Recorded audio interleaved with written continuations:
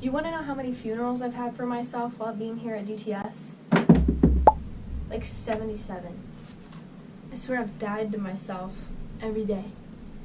So many times throughout the day. It's ridiculous. Good. I mean, but it's just ridiculous. We just got done doing, it's sort of like a like aftercare, like, or not aftercare, like a after school program sort of thing. I don't know. So it's like these kids will come to this place after school. It's in this like apartment complex area. It might just be for the kids that live at that apartment complex. And we'll be there every other week. And yeah, we were drawing with them. We read a story with them. We actually did like individual books on our own times with them. And then at some point they were all on computers and tablets, and that was a little chaotic, but it was still fun.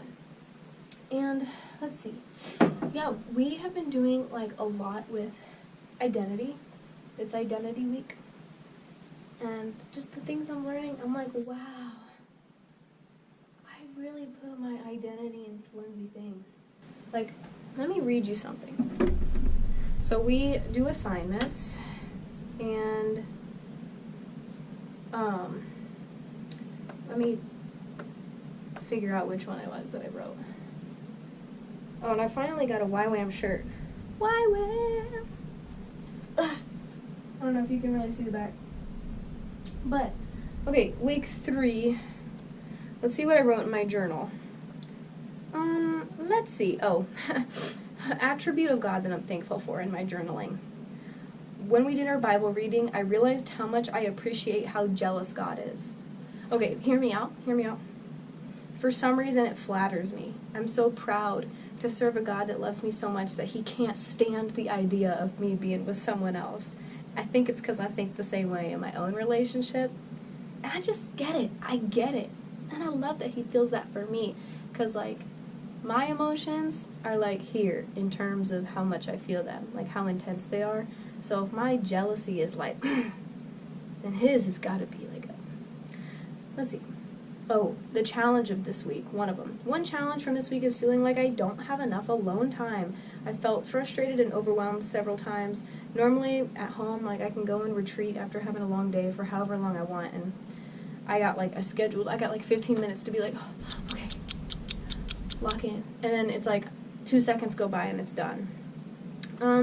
The effects on me, okay, so our teacher is telling us, like, okay, don't be putting your identity in the things of this world, your job, your money, your friends, your spouse, because they're not perfect. Like, everything in this world is imperfect. Like, you want to put it in God, and that's where you're going to find the most security. That's where you're going to be, like, the most joyful and the most loved and the most secure.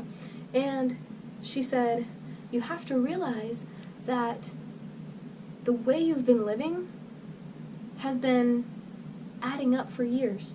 I'm 20. So this mindset that I have, it's been cooking for for however long I have known about like social status, and I've cared about what people think, and I probably started doing that when I was like 10. So for like 10 years, I have been developing a negative mindset. I'm a very pessimistic person. I'm just gonna keep it a buck with you. Very pessimistic person. And I dislike a lot of things about myself. And I'm hard on myself, and I'm competitive, and I'm prideful. Like, the list goes on. She said, oh, that's not even what I was talking about. Just calling myself out. She said, be gentle with yourself. So the way it changed the way that I view myself, this is what I was talking about. The way I view myself is starting to change. I remember what Helen said during class. Be gentle with yourself.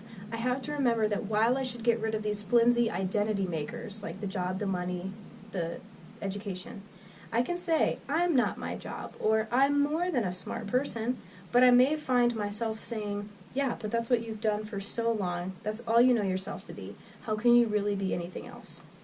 So I'm trying to undo an ideology that's been thriving in my mind for so long. So I have to be aware that my thought patterns will take time to adjust. And, like, this goes for so many different kinds of growth.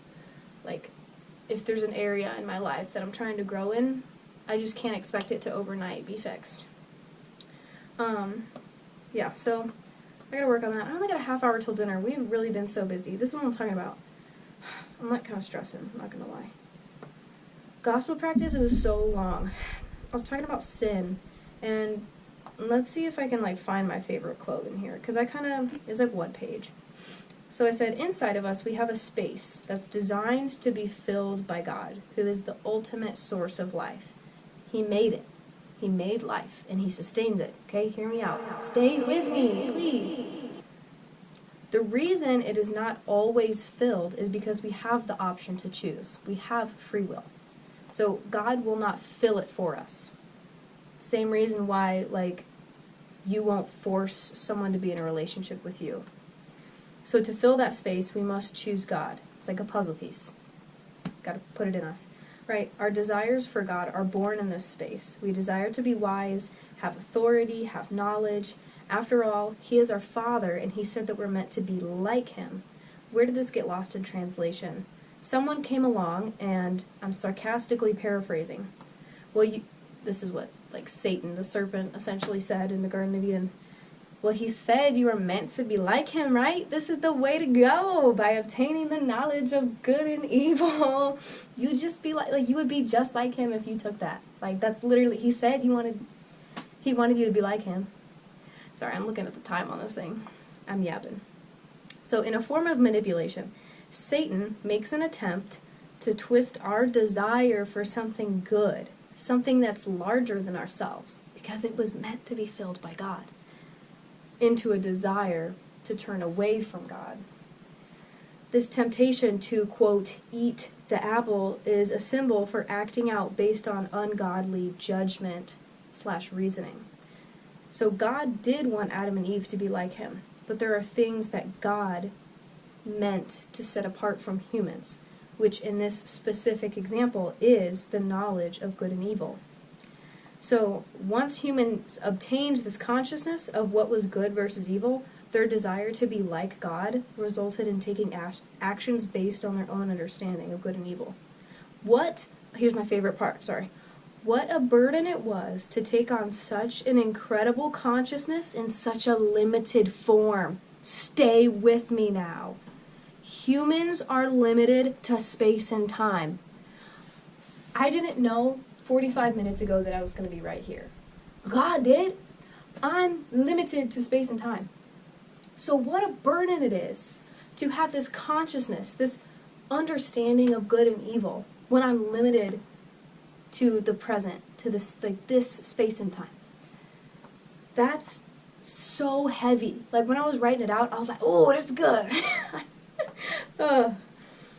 In a way, we're trying to be God. What is right? What is wrong? What is justified? Who deserves good and evil things? Humans turned from God after turning from his instructions.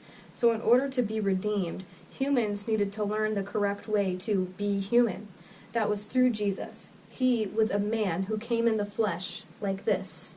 He could feel pain when people slapped him. He had to go to sleep. He had to eat. He had to go to the bathroom. Right? Real man. He submitted his entire being to God with all of his desires and temptations that come in your body and my body. His death after doing no wrong as a human was like a golden ticket to our redemption. One man brought sin into the world and caused all to fall. And then one man brought no sin into the world to redeem all to rise back up. And honestly, as I read that, I feel like it only hits if you know. Those who have ears to hear. Some people will hear and not understand. But I get it. I want everybody to get it. I've been talking for way too long. I'm sorry. Welcome to my mind. GoPro, stop recording.